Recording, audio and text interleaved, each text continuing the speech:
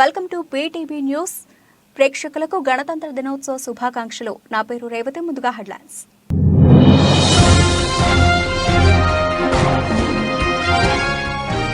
Venkaiah Naidu megastar చిరంజీవికి పద్మ విభూషణ్, పద్మ అవార్డులు ప్రకటించిన కేంద్రం.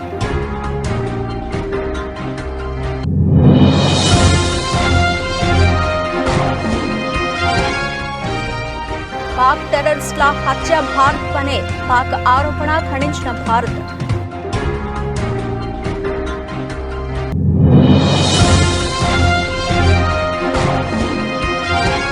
మహిళా శక్తిని చాటనున్న రిపబ్లిక్ డే. ఎర్రకోటలో అమరాన్నందిన గణతంత్ర దినోత్సవ వేడుకలు.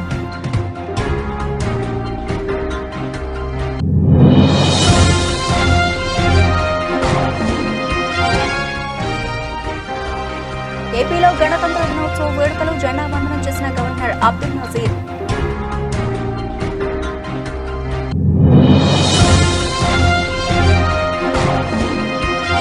పబ్లిక్ గార్డెన్ లో రిపబ్లిక్ డే వేడుకలు. త్రివర్ణ పతాకాన్ని ఆవిష్కరించిన గవర్నర్ తమిళిసై.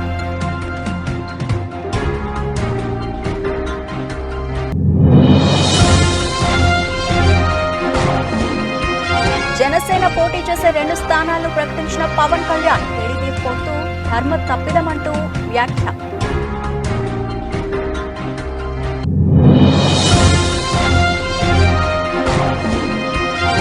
ఆసీస్ ను వణికిస్తున్న వెన్నిస్ పేసర్లు. 24 పరుగులకే 4 వికెట్లు.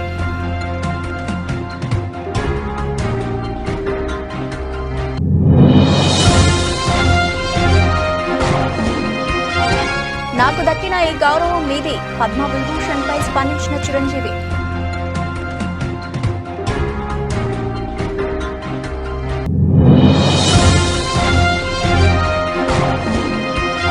మార్కెట్లను ముంచిన ఎఫ్పిఐలు.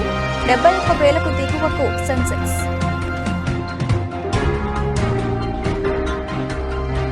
రైట్, డీటెయిల్స్ చూస్తే మాజీ ఉపరాష్ట్రపతి వెంకయ్య నాయుడు మెగాస్టార్ చిరంజీవులను దేశంలోనే 2వ అత్యున్నత పౌర పురస్కారం వరించింది. గణతంత్ర దినోత్సవం సందర్భంగా కేంద్రం పద్మ అవార్డులు ప్రకటించింది. పద్మ పురస్కారాల జాబితాలో పద్మ విభూషణ్ అవార్డుకు వెంకయ్య నాయుడు, చిరంజీవి ఎంపికయ్యారు.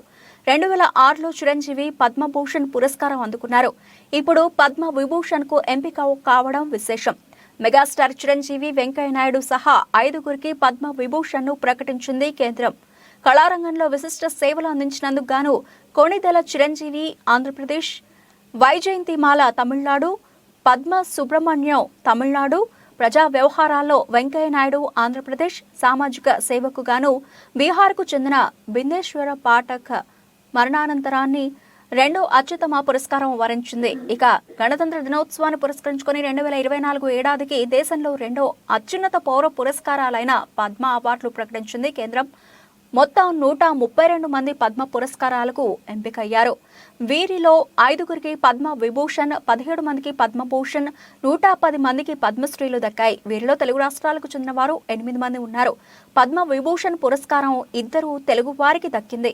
మాజీ ఉపరాష్ట్రపతి వెంకయ్య నాయుడు, మెగాస్టార్ చిరంజీవి పద్మ విభూషణ్ పురస్కారానికి ఎంపికయ్యారు. ఇక తెలంగాణలో 5గురికి, ఏపీలో 1కి పద్మశ్రీ అవార్డులు వరించాయి. నారాయణపేట జిల్లా దామరగిద్ద గ్రామానికి చెందిన బుర్రవీణ వాయిద్యకారుడు దాసరి కొండప్ప, జనగామ జిల్లాకు చెందిన యక్షగాన కళాకారుడు గడ్డం సమ్మయ్య, వేణు ఆనందాచారి, కేతావత్ సోమ్లాల్, కూరెళ్ల విఠలాచార్య పద్మశ్రీకి ఎంపికయ్యారు. ఇక ఏపీ నుంచి హరికథా కళాకారిణి ఉమామహేశ్వరి కూడా పద్మశ్రీ పురస్కారం అందుకోనున్నారు.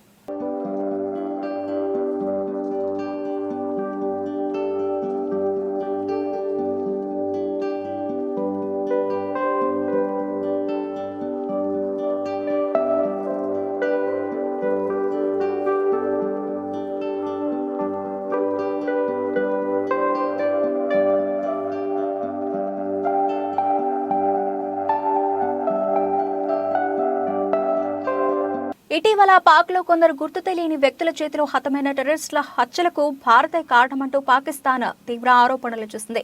కరడుగట్టిన ఉగ్రవాద సంస్థలకు చెందిన 2 పాక్ టెర్రరిస్టుల హత్యలతో భారత్కు చెందిన ఏజెంట్ల పాత్ర ఉందని నిరూపించే విశ్వసనీయమైన సాక్ష్యం తమ వద్ద ఉందని గురువారం ఆరోపించింది.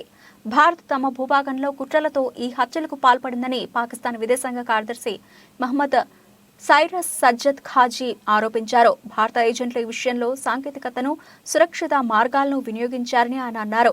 వారు కొందరు ఉగ్రవాదులు, నేరస్తులు, ఏమాత్రం అనుమానం కలగని పౌరులను ఈ పనికి నియమించి ఈ హత్యలకు పాల్పడ్డారని ఆరోపించారు. మరోవైపు టెర్రరిస్టుల హత్యలపై పాకిస్తాన్ చేసిన ఆరోపణలను భారత్ తీవ్రంగా ఖండించింది.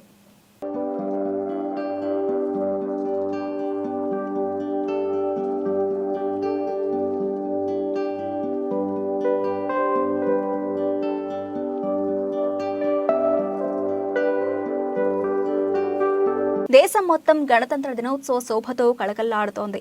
రాజధాని ఢిల్లీతో పాటు ప్రధాన నగరాలన్నీ విద్యుత్ కాంతుల్లో వెలిగిపోతున్నాయి. మువ్వన్నెల జెండా ముచ్చట పడేలా, ఎర్రకోట గర్వించేలా గణతంత్ర దినోత్సవ వేడుకలకు సిద్ధమైంది ఢిల్లీ.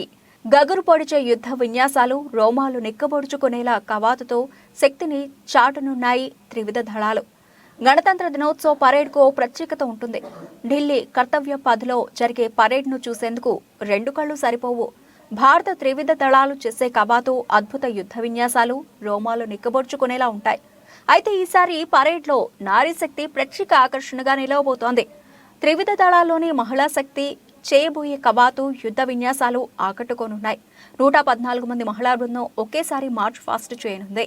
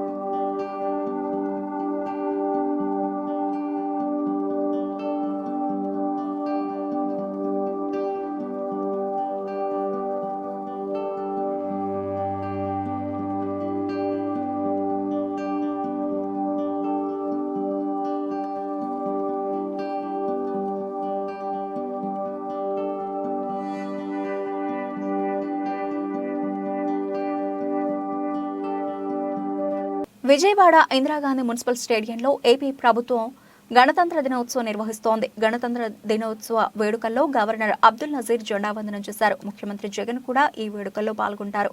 మళ్లీ సాయంత్రం 4:15 రాజ్భవన్లో గవర్నర్ ఆతిథ్యం ఇచ్చే హై టీ కార్యక్రమంలో సీఎం జగన్ పాల్గొననున్నారు. గణతంత్ర దినోత్సవం సందర్భంగా సీఎం జగన్ రాష్ట్ర ప్రజలకు శుభాకాంక్షలు తెలిపారు. విజయవాడ ఇందిరాగాంధీ మున్సిపల్ స్టేడియంలో ఏపీ ప్రభుత్వం గణతంత్ర దినోత్సవం నిర్వహిస్తోంది. గణతంత్ర దినోత్సవ వేడుకల్లో గవర్నర్ అబ్దుల్ నజీర్ జెండా వందనం చేశారు. ఇక ముఖ్యమంత్రి జగన్ కూడా ఈ వేడుకల్లో పాల్గొంటారు. మళ్లీ సాయంత్రం 4:15 రాజ్భవన్లో గవర్నర్ ఆతిథ్యం ఇచ్చే హై టీ కార్యక్రమంలో జగన్ పాల్గొననున్నారు. గణతంత్ర దినోత్సవం సందర్భంగా సీఎం వైఎస్ జగన్ రాష్ట్ర ప్రజలకు శుభాకాంక్షలు తెలిపారు. ఈ గణతంత్ర దినోత్సవం నాడు మన రాజ్యాంగ కార్యకర్తలను స్మరించుకుందామన్నారు. అలాగే రాజ్యాంగకర్తల బాటలో నడిచి దేశ అభ్యున్నతికి కృషి చేద్దామన్నారు జగన్.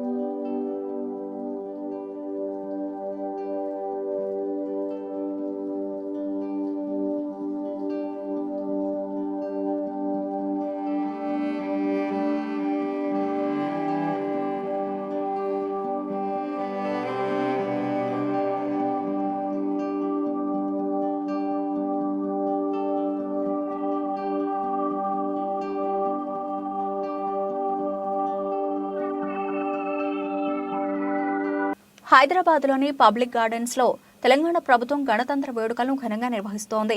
గణతంత్ర వేడుకల్లో గవర్నర్ తమిళిసై త్రివర్ణ పతాకాన్ని ఆవిష్కరించారు. రాష్ట్ర ముఖ్యమంత్రి రేవంత్ రెడ్డి కూడా ఈ వేడుకల్లో పాల్గొన్నారు. రిపబ్లిక్ వేడుకల కోసం పబ్లిక్ గార్డెన్ ను అధికారులు సిద్ధం చేశారు. సీఎంతో పాటు మంత్రులు, ఐఏఎస్ అధికారులు ఈ కార్యక్రమానికి హాజరయ్యారు. గవర్నర్ తమిళిసై జెండా ఆవిష్కరణ చేసిన తర్వాత రాష్ట్ర ప్రజలను ఉద్దేశించి ప్రసంగించారు. పోలీసుల కవాతు ప్రత్యేక ఆకర్షణగా నిలిచింది.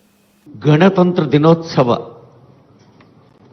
నవోత్సవ హర్షోత్సవ వేళ ఇదిగో జాతీయ పతాకావిష్కరణ గౌరవ Kindly arise for the national anthem. Officers in uniform will salute. Parade! Rashtriya salute! Salame! Just!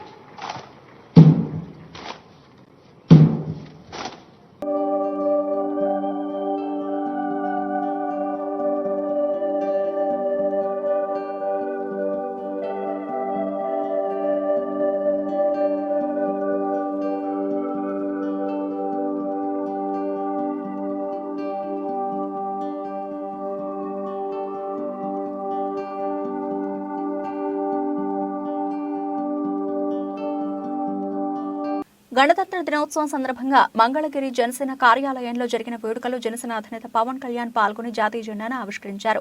అనంతరం పార్టీ ముఖ్య నేతలతో జరిగిన సమావేశంలో పవన్ మాట్లాడారు. టీడీపీ జనసేన పొత్తు విషయంపై కీలక వ్యాఖ్యలు చేశారు. టీడీపీ అభ్యర్థులను ప్రకటించడంపై పవన్ స్పందించారు. పొత్తు ధర్మ ప్రకారం టీడీపీ సీట్లు అనౌన్స్ చేయకూడదు చేశారు. అందుకు జనసేన నేతలకు నేను క్షమాపణలు చెబుతున్నా అంటూ పవన్ వ్యాఖ్యానించారు. చంద్రబాబుకు ఒత్తిడి ఉన్నట్లే నాకు ఒత్తిడి ఉంది. టీడీపీ 2 స్థానాల్లో అభ్యర్థులను ప్రకటించింది కాబట్టి ప్రత్యేక పరిస్థితుల్లోనే నేను జనసేన పోటీ చేయబోయే 2 నియోజకవర్గాలను అనౌన్స్ చేస్తున్నానని పవన్ అన్నారు. రాజోలు రాజానగరంలో జనసేన పోటీ చేస్తుందని, రాజానగరం రేసులో బతుల బలరామకృష్ణ, రాజోలు రేసులో మొందు రాజేశ్వరరావు, వరప్రసాద్ డిఎంఆర్ శేఖర్ ఉన్నారని పవన్ కళ్యాణ్ ప్రకటించారు. లోకేష్ సీఎం పదవి గురించి మాట్లాడినా నేను పట్టించుకోలేదు, రాష్ట్ర ప్రయోజనాలను దృష్టిలో పెట్టుకుని నేను మౌనంగా ఉంటున్నా అంటూ పవన్ కళ్యాణ్ అన్నారు. పొత్తుకు ఇబ్బందులు కలిగేలా కొందరు వ్యాఖ్యలు చేస్తున్నారు. పొత్తుతో ఎన్నికలకు వెళుతున్నా కొన్నిసార్లు ఆటుపోట్లు తప్పవు. పొత్తులో భాగంగా అన్ని ఎన్నికల్లోనూ మనం 3వ వంతు సీట్లు తీసుకుంటున్నామని పవన్ చెప్పారు. అసెంబ్లీ ఎన్నికలతోనే నేను ఆగిపోవడం లేదు, భవిష్యత్తులో కూడా టీడీపీతో పొత్తు కొనసాగుతుందని పవన్ స్పష్టం చేశారు.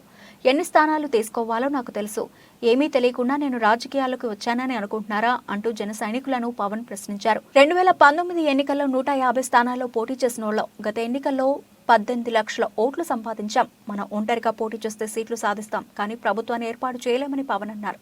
జగన్ ప్రభుత్వం 2024లో మళ్లీ అధికారంలోకి రాకూడదు. టీడీపీతో పాటు జగన్ మనల్ని కూడా వదలడం లేదు. సొంత చెల్లిని వదలని వ్యక్తి మనల్ని వదులుతాడా? వైఎస్ జగన్ కు ఊరంతా శత్రువులే ఉన్నారు. వైసీపీ నేతలకు కష్టం వస్తే నా దగ్గరకు రావాలంటూ అన్నారు. వారు 2 సీట్లు అనౌన్స్ చేశారు కాబట్టి ప్రత్యేక పరిస్థితుల్లో నేను కూడా ప్రత్యేక పరిస్థితుల్లో ఈ రోజున రిపబ్లిక్ డే రోజున నేను కూడా ప్రత్యేక పరిస్థితుల్లో వాళ్ళు 2 సీట్లు అనౌన్స్ చేశారు కాబట్టి నేను కూడా 2 సీట్లు అనౌన్స్ చేస్తున్నాను ఈ రోజున. అది పరిస్థితులు అలాంటివి. సో నాకు కూడా ఒత్తిడి ఉంటుంది, పాపం చంద్రబాబు గారికి కూడా ఒత్తిడి ఉంటుంది, నాకు కూడా ఒత్తిడి ఉంటుంది. కాబట్టి ఆ ఒత్తిడిని నేను కూడా తట్టుకోవడానికి రిపబ్లిక్ డే రోజున నాకు R అక్షరం బాగుందనిపించింది. రిపబ్లిక్ డే RRR లాగా రిపబ్లిక్ డే రోజున రాజోలు రాజానగరం సీట్లు నేను అనౌన్స్ చేస్తాను. సో ఈ రిపబ్లిక్ డే రోజున అందరం బాగుండాలి, అద్భుతాలు జరగాలి మనస్ఫూర్తిగా కోరుకుంటూ, రాష్ట్ర ప్రజలకి బంగారు భవిష్యత్తు జనసేన తెలుగుదేశం ప్రభుత్వం ఇస్తాయని మనస్ఫూర్తిగా కోరుకుంటూ, ఈ పర్యాయం నన్ను నమ్మండి, వ్యూహం నాకు వదిలేయండి. ఏ వ్యూహం వేసినా నన్ను సంపూర్ణంగా నమ్మండి. నేను విహంగ వీక్షణం చేస్తాను, మీరు నన్ను నమ్మండి. నాకు దశాబ్దం అడగట్లా, ఈ ఎన్నికలు దాటనివ్వండి, 5 సంవత్సరాలు టైం ఇవ్వండి. నాకు మీ గౌరవానికి ఏ మాత్రం భంగం వాటిల్లకుండా మన నాయకులకి ప్రతి ఒక్కరికి గుర్తించే బాధ్యత నేను సంపూర్ణంగా తీసుకుంటాను. ఈసారి కలిసి పనిచేద్దాం. ఎప్పుడు విడిపోయి మనం పలచన పడిపోయాం. ఈసారి కలిసి ఉందాం, చిక్కగా ఉందాం. ఎవరో నాకు కితాబిస్తే నా విలువ ఎక్కువ కాదని, కితాబు ఇవ్వకపోతే నా విలువ తక్కువ కాదని పిసిసి చీఫ్ వైఎస్ షర్మిలారెడ్డి అన్నారు. ఈ సందర్భంగా ఆమె మాట్లాడుతూ, నేను వైఎస్ఆర్ రక్తం, రాజశేఖర రెడ్డి వైఎస్ రాజశేఖర రెడ్డి అయినప్పుడు ఆయన బిడ్డ వైఎస్ షర్మిలారెడ్డి కాకుండా ఎలా పోతుంది? మనవడు రాజారెడ్డికి ఆ పేరు పెట్టింది వైఎస్ఆర్. నిజం ఎప్పుడూ నిలకడగా నిలుస్తుంది. వైఎస్ఆర్ ఆశయాల కోసమే నేను కాంగ్రెస్ లో చేరాను. నా దగ్గరి మనుషులు కూడా ఎన్నెన్నో మాట్లాడుతున్నారని ఆరోపించారు. ఎవరో నాకు కితాబిస్తే నా విలువ ఎక్కువ కాదు, ఎవరో నాకు కితాబు ఇవ్వకపోతే నా విలువ తక్కువ కాదు. నేను రాజశేఖర రెడ్డి రక్తం, రాజశేఖర రెడ్డి గారు వైఎస్ రాజశేఖర రెడ్డి గారు అయినప్పుడు ఆయన బిడ్డ వైఎస్ షర్మిలారెడ్డి కాకుండా ఎలా పోతుంది? ఆయన మనవడు రాజశేఖర రెడ్డి గారు మరీ ముఖ్యంగా కోరుకొని మా నాన్న పేరు పెట్టుకుంటాను అని వైఎస్ రాజారెడ్డి అని పేరు పెడితే ఆ మనవడికి ఆ పేరు కాకుండా ఎలా పోతుంది? ఎవరు ఎన్నైనా మాట్లాడచ్చు వాళ్ళ స్వార్థం కోసం, కానీ నిజం ఎప్పటికీ నిలకడగానే నిలుస్తుంది. నేను రాజశేఖర రెడ్డి గారి రక్తాన్ని, ఆయన ఆశయాలను కాపాడటం కోసమే ఈరోజు కాంగ్రెస్ పార్టీలో ఇంత గట్టిగా ఆంధ్ర రాష్ట్రానికి వచ్చి పోరాటం చేస్తున్నాం. మీరు ఎన్నైనా మాట్లాడొచ్చు. ఈరోజు పొద్దున చాలా దగ్గరి మనుషులు కూడా చాలా విచిత్రమైన, చాలా బాధ కలిగించే కామెంట్స్ చేశారు. కొండా రాఘవరెడ్డి అన్న నాకు కానీ నా కుటుంబానికి కానీ దగ్గర అనుకున్నాం, కానీ ఈరోజు ఆయన కూడా నా మీద నేను పాదయాత్ర ఎందుకు చేశాను అన్న దాని మీద ఆయన ఏదో అక్కడ ఉన్న ఈ 56 నెలల్లో చేసిన అభివృద్ధి గురించి సీఎం వైఎస్ జగన్ మాట్లాడితే దాన్ని ఎల్లో మీడియా వక్రీకరించిందని వైఎస్ఆర్సీపీ రాష్ట్ర ప్రధాన కార్యదర్శి సజ్జల రామకృష్ణారెడ్డి తెలియజేశారు. జగన్మోహన్ రెడ్డి గారి విలక్షణమైన వ్యక్తిత్వం. ఆయన రాజకీయాల్లో రాజకీయ నాయకుడిగా, పార్టీ అధ్యక్షుడిగా సరే ఆయన ఏది తన హక్కు అనుకోరు. చంద్రబాబు అనుకుంటాడు, ఎందుకంటే తను ఇప్పుడు బాధ్యతతో అధికారంలోకి రాలే. అందుకే చంద్రబాబు నాయుడు వస్తే ఈ రోజు వస్తే 2075లో ఏం చేస్తానో చెప్తాడు. తను ఉండేది ఎంతకాలం ఉంటాడో ఫిజికల్గా అది లెక్క పక్కకు తీస్తే 50-75 పెంచుకుంటూ పోతాడు. కానీ మన దేశంలో ఉన్న దీని ప్రకారం, మన రాజ్యాంగం ప్రకారం, మన ఎన్నికల వ్యవస్థలో 5 ఏళ్లకే ప్రజలు ఇచ్చింది అధికారం. ఆ స్పృహ పూర్తిగా జగన్మోహన్ రెడ్డి గారికి ఉంది కాబట్టి ఆ రోజైనా 19 ఎన్నికలకు ముందైనా ఇప్పుడైనా ప్రజలే మొత్తం నిర్ణేతలు, ఓటర్ మొత్తం నిర్ణయిస్తారు. మనకున్న కాల పరిమితి 5 ఏళ్లు. 5 ఏళ్ల తర్వాత ఫ్రెష్గా వెళ్ళాలి, మళ్ళీ బ్లెస్సింగ్స్ కోరాలి. ఆ కోరేటప్పుడు మనం ఏమేం చేశామో చెప్పుకోగలగాలి. 19కి ముందు హోప్ క్రియేట్ చేశారు, ఇప్పుడు ఆ హోప్ను రియలైజ్ చేశారు కాబట్టి ఇవి చెప్పుకొని వెళ్తామంటూ ఆ కాంటెక్స్ట్లో క్వశ్చన్ మీరు గమనించారు. ఏమడిగాడు ఆయన? అడిగినవి రాజ్దీప్ సర్దేశాయ్ ఏమడిగాడు? వస్తుంటే ఒక పాప వచ్చి ఈ ట్యాబ్ మీరే ఇచ్చారు.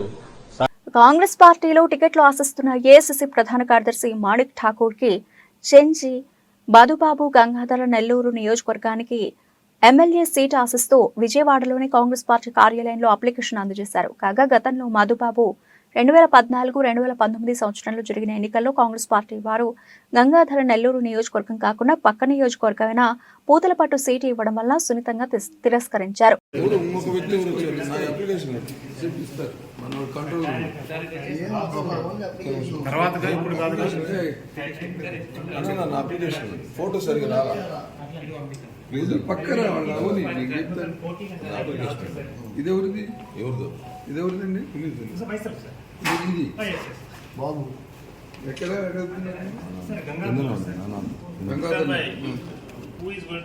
ఆస్ట్రేలియాతో గబ్బా వేదికగా జరుగుతున్న రెండో టెస్టులో బ్యాటింగ్ తో పాటు బౌలింగ్ లోనూ వెస్టిండీస్ అదరగొడుతోంది. గురువారమే మొదలైన ఈ డే అండ్ నైట్ టెస్ట్ లో మొదట బ్యాటింగ్ చేసిన వెస్టిండీస్ కెవెన్ హార్జ్, జోష్వా డిసిల్వాతో పాటు కెవెన్ సింక్లెయిర్, అల్జారీ జోసెఫ్లు రాణించడంతో తొలి ఇన్నింగ్స్లో 108 ఓవర్లలో 311 పరుగులకు ఆలౌట్ అయింది. అనంతరం విండీస్ బౌలర్లు ఆసీస్ బ్యాటర్లను వణికిస్తున్నారు. రెండో రోజు టీ విరామానికి ఆసీస్ 5 ఓవర్లలో 24 పరుగులు చేసి ఏకంగా 4 వికెట్లు కోల్పోయింది. విండీస్ ను ఆలౌట్ చేసిన ఆసీస్ కు తొలి ఇన్నింగ్స్ లో బ్యాటింగ్ కు వచ్చి రాగానే భారీ షాక్లు తాకాయి. కీమర్ రోజ్ నిప్పులు చెరుగుతున్నాడు. ఓపెనర్ స్టీవ్ స్మిత్, మార్నస్ లబుచెన్, అలాగే కామరూనా గ్రీన్, ట్రావిస్ హెడ్లు అలా వచ్చి ఇలా వెళ్లారు. 3 ఓవర్ల వ్యవధిలోనే ఆ జట్టు 4 వికెట్లు కోల్పోవడం గమనార్హం.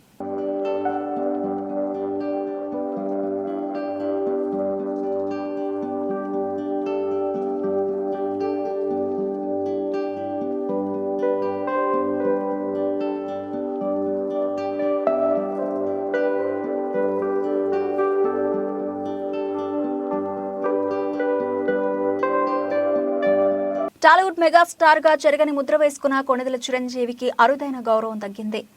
చిరంజీవిని కేంద్ర ప్రభుత్వం దేశ 2వ అత్యున్నత పౌర పురస్కారం పద్మ విభూషణ్ కు ఎంపిక చేసింది. ఈ సందర్భంగా చిరంజీవి తన సంతోషాన్ని సందేశం రూపంలో అందరితో షేర్ చేసుకున్నారు. Class, mass, dance, comic stylish acting తో కోట్లాది మంది అభిమానులను సంపాదించుకుని టాలీవుడ్ మెగాస్టార్ గా చెరగని ముద్ర వేసుకున్నారు కొణిదెల చిరంజీవి. ఈ స్టార్ హీరోకు అరుదైన గౌరవం దక్కింది. చిరంజీవిని కేంద్ర ప్రభుత్వం దేశ 2వ అత్యున్నత పౌర పురస్కారం పద్మ విభూషణ్ కు ఎంపిక చేసింది. ఈ సందర్భంగా చిరంజీవి తన సంతోషాన్ని సందేశం రూపంలో అందరితో షేర్ చేసుకున్నారు. పద్మ విభూషణ్ వచ్చిందని తెలిసిన క్షణం నుంచి ఏం మాట్లాడాలో, ఎలా స్పందించాలో తెలియని పరిస్థితి. మన దేశంలో 2వ అత్యున్నత పౌర పురస్కారం లభించినందుకు చాలా ఆనందంగా ఉంది. ఒక తల్లి కడుపున పుట్టకపోయినా నన్ను సొంత మనిషిగా, మీ అన్నయ్యగా, మీ బిడ్డగా భావించే కోట్లాది మంది ప్రజల ఆశీస్సులు, నా సినీ కుటుంబం అండదండలు, నీడలా నాతో ప్రతి నిమిషం నడిచే లక్షలాది మందిల అభిమానుల ప్రేమ, ఆదరణ కారణంగానే ఈరోజు నేను ఈ స్థాయిలో ఉన్నా. నాకు దక్కిన ఈ గౌరవం మీది. నన్ను ఈ ప్రతిష్టాత్మక పద్మ విభూషణ్ అవార్డుకు ఎంపిక చేసిన భారత ప్రభుత్వానికి, ప్రధాని నరేంద్ర మోడీకి నా కృతజ్ఞతలు అంటూ సుదీర్ఘ సందేశాన్ని పంచుకున్నారు. ఇప్పుడు ఈ వీడియో నెట్టింటా వైరల్ అవుతోంది. సినిమాలతో కోట్లాది మంది అభిమానులకు వినోదాన్ని పంచుతూనే మరోవైపు సామాజిక సేవలో తన వంతు పాత్ర పోషిస్తున్న చిరంజీవికి కేంద్ర ప్రభుత్వం 2006లో పద్మభూషణ్ ప్రదానం చేసిన విషయం తెలిసిందే. After hearing this news, I became speechless. I'm really overwhelmed. I'm humbled and grateful for this honor. It's only the unconditional and invaluable love of the people audiences, my fans, my blood brothers and blood sisters that allowed me to reach here. I owe my life and this moment to you. I always try to express my gratitude in ways that I can, though I know I can never do enough. On screen, the last 45 years of my film career, I have tried to entertain you to the best of my abilities. And off screen, I try to help the needy by taking up relevant social and humanitarian causes from time to time. I have done so little, and yet you have given me such a great recognition and honor. I always remain indebted to you for your love and support. On this occasion, I would like to thank the Government of India and the Honorable Prime Minister Shri Narendra Modi ji for bestowing on me this coveted Padma Vibhushan. Thank you. Thank you one and all. Jai Hind. ఉవ్వెత్తున ఎగిసిన stock మార్కెట్లు అంతే వేగంతో కిందకు పడిపోయాయి. విదేశీ సంస్థాగత పెట్టుబడిదారులు తమ పెట్టుబడులను భారీగా ఉపసంహరించుకోవడంతో పాటు ఐటీ షేర్లు తీవ్ర ఒత్తిడికి గురికావడం గురువారం సూచీలు భారీగా నష్టపోయాయి. దేశీయ ఈక్విటీ మార్కెట్ల నుంచి ఎఫ్ఐఐల నిధుల ఉపసంహరణ కొనసాగుతూ ఉండడం ఐటీ సంస్థల నిరాశాజనక ఆర్థిక ఫలితాలు మార్కెట్లను నష్టాల వైపు నడిపించాయి. ఒక దశలో 700 పాయింట్లకు పైగా నష్టపోయిన 300 షేర్లు ఇండెక్సెస్ సూచి సెన్సెక్స్ చివరి వరకు అదే ట్రెండ్ను కొనసాగిస్తూ 71,000 పాయింట్ల దిగువకు పడిపోయింది. చివరకు 359.64 పాయింట్లు నష్టపోయి 70,700.67 పాయింట్ల వద్ద ముగిసింది. 30 షేర్లలో 19 షేర్లు నష్టపోగా కేవలం 11 షేర్లు లాభాల్లో ముగిశాయి. మరో సూచి నిఫ్టీ కూడా 101.35 పాయింట్లు కోల్పోయి 21,352.60 పాయింట్ల వద్ద నిలిచింది. అమెరికా బాండ్ ఈల్డ్స్ పెరుగుతూ ఉండడం, కార్పొరేట్ల మిశ్రమ ఆర్థిక ఫలితాలు ఎఫ్ఐఐలు అమ్మకాల వైపు నడిపించాయి. ఐటీ, ఫార్మా, ఎఫ్ఎంసీజీ రంగ షేర్లు కుదేలయ్యాయి.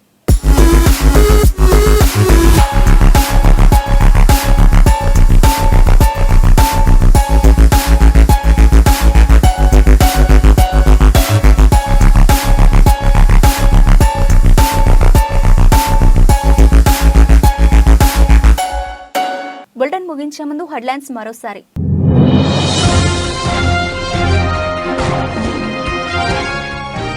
వెంకయ్యనాయుడు మెగాస్టార్ చిరంజీవికి పద్మ విభూషణ్, పద్మ అవార్డులు ప్రకటించిన కేంద్రం.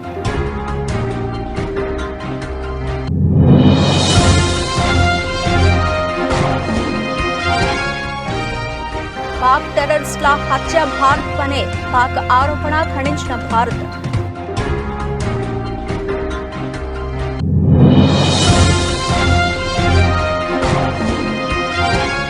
మహిళా శక్తిని చాటనున్న రిపబ్లిక్ డే, ఎర్రకోటలో అమరాన్నందిన గణతంత్ర దినోత్సవ వేడుకలు.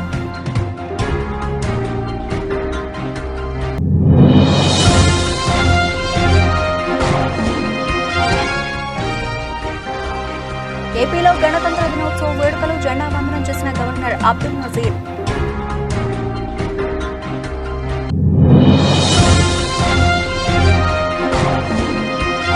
పబ్లిక్ గార్డెన్ లో రిపబ్లిక్ డే వేడుకలు, త్రివర్ణ పతాకాన్ని ఆవిష్కరించిన గవర్నర్ తమిళిసై.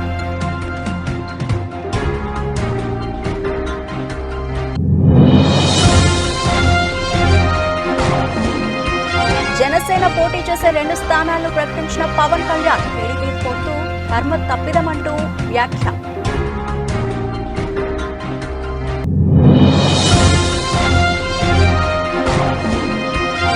ఆసీస్ ను వణికిస్తున్న వెన్నిస్ పేసర్లు, 24 పరుగులకే 4 వికెట్లు.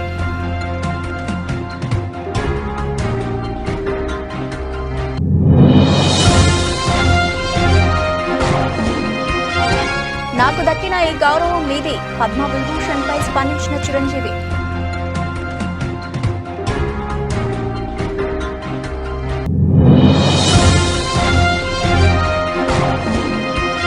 మార్కెట్లను ముంచిన ఎఫ్పిఐలు, 71,000కు దిగువకు సెన్సెక్స్.